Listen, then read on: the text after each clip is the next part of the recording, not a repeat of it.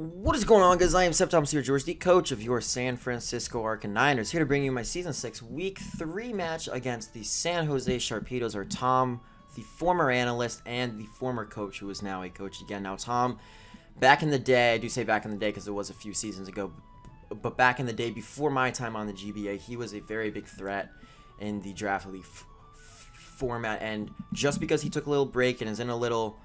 He's just trying to get back in the motion of things does not mean I can take this game lightly in the slightest of bit. So I need to bring my A game. You guys all saw the prep I did on the video, so I did make a video on the prep.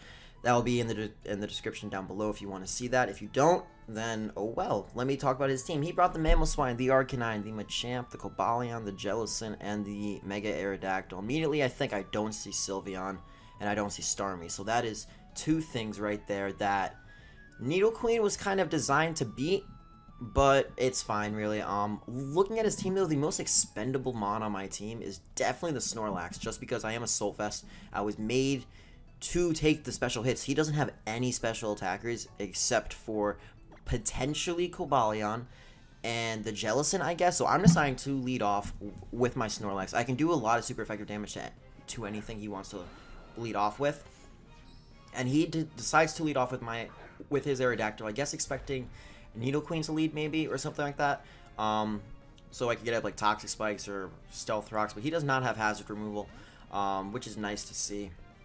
He's not going to stay in, though. He does not want to take a hit from my Snorlax, which I understand, but I'm not going to over-predict early on. I don't have any reason to, really. He is going to intimidate me, which just shows that he is a defensive set. I'm just going to fire off a heavy slam right here. Could I have gone for Earthquake? Yes. Would it have been a good prediction? Yes, but I did not want to take the risk of him just going for Stone Edge and dealing a shit ton of damage to me. Even though I am max defensive, I don't have any HP investment, and I just have max attack. Now here, I decide to switch out because I do have a very good check to defensive Arcanine in the form of my Latios. Even though it is Choice Scarf, I still can beat it. Now, what he's going to do here is he's going to switch out of Jellicent, making a double switch into Cobalion. Not sure what he was predicting, but he predicted something right there. But what this is going to do is allow... Actually, no. I got the turns mixed up. I'm sorry. He did not double switch here. He did just decide to switch out of Jellicent and go into Cobalion on my Energy Ball. Now, I could have run T-Bolt, and that would have done a lot more damage to Cobalion, but you guys will see in the very late game why me having Energy Ball is such a big thing in this battle. He decides to get up his rocks right here, and I'm just thinking, you know what? I'm going to get up my rocks too. Seems to be the best play. He can't do too much damage to me, I think, and he doesn't have any hazard removal, so rocks for the Arcanine as well as the Mega Aerodactyl are going to be very big for me. Now, he decides to go out into his Machamp. Now, the only reason I could see him going out into Machamp here is if the Machamp was in fact a Soulfest, because 90% of Nidoqueens are specially offensive, but I am physically offensive, but I don't have the Life Orb. I do have the Expert Belt because I do have moves like Earthquake and Sucker Punch that do not get a boost from Sheer Force. Now, he just goes for knockoff right there, takes off my Expert Belt, so it really doesn't matter in the end, but I'm not going to go for Poison Jab again because he does have a Jellicent. I'm going to go for the Earthquake this time and just drop an EQ on him. Now, judging by the damage, it does about half, and he's not at a range where I want to go for an Earthquake again. We actually DC'd at this point, and we had to recreate the battle, but he was not at that low of health in the DC or in the first match. So to replicate it, I had to switch out there. If I was looking at that HP, I might have gone for Earthquake again, especially because I think I do outspeed any form of Jellicent, unless it's max speed Jellicent, which you guys will see it could be. It could be as we go on in the battle, but he does just recover up and gets back up to full. Now right here, I decide just to drop a Draco Meteor. If he wants to go into Cobalion again, then he can take a Draco Meteor. I think he expects me to go for Energy Ball right here, or something along those lines, and he goes out into his Aerodactyl. Now, I had only 5 Draco Meteors. I forgot to PP max them. I don't know what happened. All of my other moves were PP max, except for Draco Meteor. I had only 5 PP, and he switches an Aerodactyl, which may be like, wow, he's switching an Aerodactyl, that's great. No, that's not great. Now I have 3 left. I have 3. I'm conserving Draco Meteors because I'm going to run out right here. But I don't want to get Pursuit Trapped. I am Choice Scarf. I'm very safe to stay in, and I have to use 3 of my 5 Draco Meteors to take out a Mega Aerodactyl, which in fact was a special defensive set, which is why he survived the first one in the first place. But that is not good for me. I have 2 Draco Meteors left, and I need to use them very wisely. He goes out into Mamoswine right here, and all I can think of is he can tank a hit for me, especially for -4.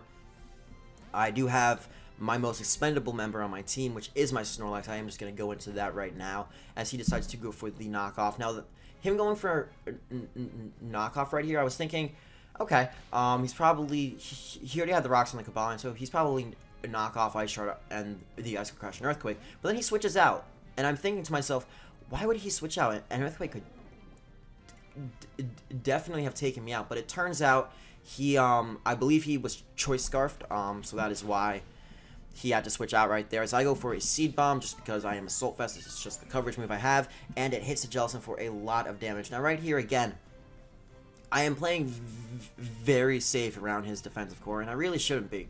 I'm taking it for granted, and it's going to play a part in the late game that I'm not making the predictions I need to make right here. I should have gone for Earthquake. I do 100% agree with that. It was such an obvious switch to go into Arcanine right here, as I just go for Seed Bomb again, trying to take out the Jellicent, and I get a crit. I think that's a crit. It is. It did nothing. It really did nothing. He goes for the Morning Sun right here, and I don't want anything burned. I don't want anything to take a hit from this thing. So all I can think of is, you know what? I'm just going to go for Earthquake. I'm just going to see how much it does now, and it does 40%, I want to say, but that's not enough. And I'm just thinking to myself, you know what? The Snorlax is expendable. I don't have a reason to keep it around. It's on low health. It'll take rocks coming in, and it doesn't have it. It can't take a hit from anyone. It can't outspeed anyone. So I go for Earthquake again, and it drops him to like maybe 45, maybe 40%, and he can just Morning Sun up again. So what I said right here is I know he's going to have to heal, so I am going to switch out. I am going to go into my Anaconda, which is my Melodic. As you guys do know from the team builder, this Melodic is very special. It is a coil physically offensive Melodic with the Toxic to take on the Jellicent. Now, I am just going to go for the Toxic right here because I do feel the Jellicent is his best switch. I don't think he'll go into anything else. It'll be kind of a waste if he goes into anything else to take an incoming Scald, because you can't really predict a Coil Waterfall set on Melodic. You expect Recover and Scald and Ice Beam and Mirror Coat and stuff like that. And he's actually going to go into John Cena right here, which is his Machamp. So if he has Guts, I just gave him Guts, and that's terrible. That is absolutely awful right there. I guess that was a good play, but I think he was sacking it off. I don't think he was trying to have it get toxic and then like actually get another kill. However, that's just how the game played out. He does get hurt by poison right there. It does drop him a little bit, but I am not going to be able to really do anything here. I am just going to go into Snorlax as a death fodder because I'm burned and after rocks. It's nice to have a death fodder like that because against a Pokemon like Machamp, when you give it Guts, if it has Guts, I don't know if it has Guts. It might have the No Guard, but I've never seen Dynamic Punch yet, and he just hasn't gone for it. So I am going to bring him down with the Toxic, and then I decide, you know what? What do I revenge him with? And I was thinking, you know what? Well, let's go Infernape. He is in the MVP race right now, so let's give Infernape the benefit of the doubt right here and give him the kill. So I go for Mach Punch. I am a Life Orb. I am Iron Fist, so Mach Punch is obviously going to take him out. I went for Mach Punch because I didn't want to take a Bullet Punch if I had to. So, or if I could really prevent it, which might actually come into play, as you guys will see later on. As he goes into Arcanine right here. Now, I know Earthquake from a max attack Snorlax did absolutely nothing, so I am not going to stay in here. I am intimidated. I don't want him going for an Extreme Speed versus me, or like a Wild Charge or something, or just heal up and stall out the Life Orb. He actually ends up going for a Bulldoze right here, and now this Bulldoze, it really change the tide of the game, and I'll explain that to you as it goes on. I decided here that I'm not going to Toxic again because I Toxic last time, and that's where this really starts to come into play. I really should have Toxic this turn. 100% I should have Toxic. Instead, I go for a Coil because I think, you know what, I can sweep right now. I can clean the game up with my Coil Melodic. And then I realize I am minus speed, though. If he has Taunt, he's going to outspeed me because I have minus speed, and that's the only way he could possibly ever stop my sweep. And I'm thinking, no, he's not going to have Taunt. He needs the coverage, but he does, in fact, have the Taunt as I go for Toxic. So the Melodic set just got completely shut down by one turn, and I should have Toxic. That was a huge mistake on my part, and I can't stay in here. I really cannot stay in, and now the Jellicent is going to heal up all of its health, and I am just not in the best of positions anymore. So what I decided to do here is go out into my Spiritomb, Mr. Spoopy right here, because the only thing I had Spiritomb for is to stop the Machamp and the Cobalion, and the Machamp's already gone, and the Cobalion is kind of stocked by Melodic as well as the Nidoqueen, so I don't have much to worry about if I lose it. He decides to Toxic me on the switch, and that's perfectly fine with me, because if he wanted to go for a Scald instead and get the burn, I would deem that a lot worse, because I do have the Foul Play, and while it does go off their attack, it still gets halved if I'm burned. I'm pretty sure that's how it works. He is just going to recover up right here, and all I can think of is I'm going to go Foul Play and see how much it does. Maybe it's going to do a lot, and you guys are going to see it doesn't do anything, and all I can think of is, holy shit, what am I going to do to this fucking Jellicent? And right here, I'm like, okay, I could try to burn him, but he's going to taunt me this turn. He has no reason not to taunt me on this turn, and I decide, you know what, going to go into Nidoqueen. Nidoqueen has already proven that it can take on the Jellicent. It does about half to it, maybe a tiny bit less than half, or a tiny bit over half with Earthquake. It's going to be a roll, but I think I can 2-hit KO the Jellicent. I'm really hoping I can 2-hit KO from this range. And you know what? I don't think he'll go for Recover versus me. I don't think that's something he wants to do. As I go for Earthquake, see how much it does, and I'm like, yes, after leftovers, I can definitely kill him again. Goes for Skull, live on 7 HP, and he doesn't get the burn, so I'm thinking, like, yes, this Jellicent is dead now. Look at that HP, I can definitely kill it. And I go for Earthquake, Jellicent's going to be out of the way, thank the Lord. And he lives on 1 HP. I really think that was the lowest roll I could have ever gotten in all of Pokemon, but he lives on 1 freaking HP. I did live on 7, but when you think about 7 HP at level 50, it's a lot more than 1. And the roll I would have had to get compared to what he would have had to get is very different. But I go for an Earthquake. It does a lot of damage that time.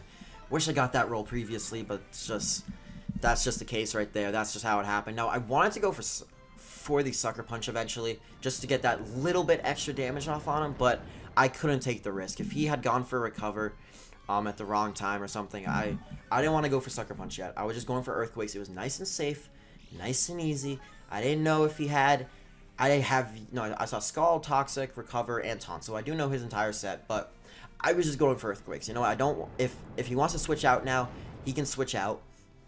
He's taking an Earthquake. If he wants to stay in, he's taking an Earthquake. No matter what, I'm having this thing get hit by an Earthquake. And at this point, I'm thinking, oh my god, I have a very, very good chance of losing this game right now. But you know what? I have to try to set up with Melodic still. I only got outsped last time because he used Bulldoze against me, and I didn't think about that at all. I go into Ape right here, and I do have the Healing Wish on my Latias, so I can allow my Ape to take a bit of damage. It's fine. I go for Thunder Punch, and I'm like, can't overpredict. Can't overpredict around this goddamn Jellicent anymore. It's become too huge of a problem for me to where I can overpredict it. I go for Thunder Punch, and it does about 25%, 20%. I take Rocky Helmet, I take Life Orb, and all I can think of, he already went for Bulldoze. He already has the speed control. Why would he have Extreme Speed and not have the Fire Stab? Turns out he doesn't have the Fire Stab, goes for Extreme Speed as I go for Earthquake. And this was a misplay on my part, in my opinion. You can argue it in the end that Latias was more useful than Infernape, just because of the damage output on Mamoswine. Mach Punch doing a max of like 65%, while Energy Ball does in fact KO. So it's like a 50-50 of which of the attackers I needed more. I felt I kind of needed Infernape more, even though the Mamoswine was in fact Choice Scarf. I feel I have 2 defensive Pokemon that could handle it with Infernape, and the fact that I was Choice Scarfed on Latias just makes it a lot harder for me. But Cobalion versus Melodic, he's going to decide to switch out right here, and I'm thinking, you know what? I'm an idiot. That's what I'm thinking as I'm watching this game go on right now. Why would I coil? Because I thought the only reason he outsped was because of Bulldoze before. So I can go for Toxic right here, and you guys are obviously thinking by the tone of my voice and what I just said, I didn't outspeed, and he taunts me. And this was the slap in the face to me as I just think, oh my god, he's running max speed Jellicent. Later after the game, I talked to Tom, and he said, yes, I had about 176 EVs in speed, and I was bold. And all I can think of is, I knew you were bulky, I didn't think you were that bulky, and that's what makes sense now. He was running a speedy taunt Jellicent to combat my Melodic. And it was on the perfect week that someone does that for me. And all I think of now is, oh my god, I'm going to lose this game. He misses the Toxic right there, so that's kind of bad, kind of not bad, though. I don't feel that mattered too much in the end, but I ran the calcs on everything. I knew he was max HP, and that's pretty much it. I knew he didn't have any special defense investment, and I'm just like, I have to drop a Draco. It does the most damage. I have to drop a Draco here. And I go for it. I'm like, please don't miss. I have 2 Dracos left. Don't miss a Draco here. Crucial times. Drop a Draco. It hits. It'll hit the Cobalion. Do a huge chunk of damage to Cobalion, and you guys will see that damage is going to matter right there. That damage is very important, as I decide right here I am going to switch out into my Melodic as he performs a fantastic double switch into his Jellicent, predicting my Melodic to come out, as well as I think also thinking he can tank 2 Dracos now because I am at half, so he can tank a Draco and then use it to recover up. And right here I'm like, okay, it's a 50-50. He can either taunt to stop the Toxic or predict my switch and recover. I've tried to Toxic every time, and I feel like he's going to taunt here just because if he lets the Jellicent get Toxic, he loses the game because I can outstall it then. And I go out into Latias again, and I ran the calc and everything. I was looking at it, and I'm like, I think I can't go for Draco Meteor right here. Because if I go for Draco, he goes out into the Cobalion and sacks it off. Goes right back into Jellicent, and then I'm out of Draco Meteors, and I have to switch, and he recovers up. So I have to go for Energy Ball here. I can't let him go back into Jellicent for free. As well as I think here I can get a little bit of an Energy Ball sweep. If I had T-Bolt, I would have, I think, lost the game as well because of Mamoswine in the back. And I go for Energy Ball, bring him down low, go for Energy Ball again, and I take out the Cobalion. Now I'm just thinking, okay, you have to kill the Jellicent. It's a roll, I think. I think it does 43 to, like, maybe 52%. It's, like, something like that. So, maybe 45 to 53. He goes in Mamoswine, and I know it's Choice Scarf. I'm pretty sure it's a Choice Scarf variant. And he decides to go for the Ice Shard, and all I can think of is, God, Latias, please live. And it survives with 22 HP, and I go for Energy Ball, and this is definitely going to kill the Mamoswine off. And now it just comes down to, because my Melodic and my Spiritomb cannot touch the Jellicent. They cannot touch it. So it comes down to this. Can I kill him with the Energy Ball here? And it goes down, and the Jellicent finally drops. Latias does pick up the tiny mini sweep at the end of the game right there. Fantastic game, Tom. That really came down to it. The Jellicent set you created was perfect for my team. It really caused me a lot of problems. And while the roll on Earthquake, I feel, did help you out there, you did miss the Toxic on me, as well as I did kind of misplay in general, just around the Jellicent and the Arcanine core right there, using Snorlax and stuff. I should have predicted more with it. Should have been a little more ballsy if I was just letting it be expendable like that. But anyways, guys, that is our 3rd win in a row for the Arcaniners in GBA Season 6. But there's another team out there that I believe is 2-0. I'm not going to reveal if he's 3-0 or not. I think he's 2-0 as we are saying this right now. I don't think he's uploaded his video or anything, so maybe he's 2-1 now, maybe he's 3-0. But it is going to be a match next week because I am facing the Lord himself, Lord MV, and we will see how it goes. I am very excited to play the man.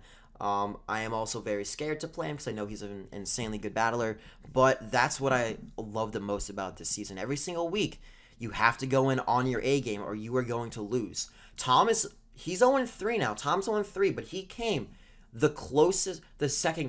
he came extremely close to beating me in this match, and that just goes to show that no matter the record, everyone has a chance to win these games. You cannot count anybody out except for Steve. and stuff like that. I'm sorry, Battle Rex. But yeah, guys, so next week I do play Lord Envy, as well as next week I am playing my week 5, 6, and 7 match. All next week, guys. You guys probably thinking, what the hell? Ooh, what are you talking about? I am going away to France for 3 weeks, so I am not going to be able to play my GBA battles. I probably could play them, but I would rather have them done ahead of time. So I'm doing 4 GBA battles in a week. It's really stressful, guys. That's really stressful. It's a lot of team building. I already have most of the teams already built. But I am playing my first battle tonight, I want to say, and then I am playing. I believe I'm playing Tampa Bay Luxrays on Wednesday, and then the Boston Red Sox on, I think, Saturday. Lord Envy on Thursday. Lars today. So it's gonna be a crazy week, guys. So I am going to get all those done. I'm gonna have those pre-recorded and then uploaded to my channel so that you guys can see them on the Sunday that they're supposed to come out. But anyways, guys, that is going to be the end of the video. So if you did enjoy it, I would really appreciate if you did comment, like, rate, or subscribe. Please go check out Tom. He's a fantastic YouTuber. He has a fantastic channel, and he's a pretty good battler himself, so he knows what he's doing, and he can teach you guys a lot of stuff if you want to learn. Pretty much that's it, guys. Once again, I am ScpetileMC, coach of your San Francisco Arcaniners, and we are 3-0, baby. Let's go get the 4th win next week against MV. Peace out.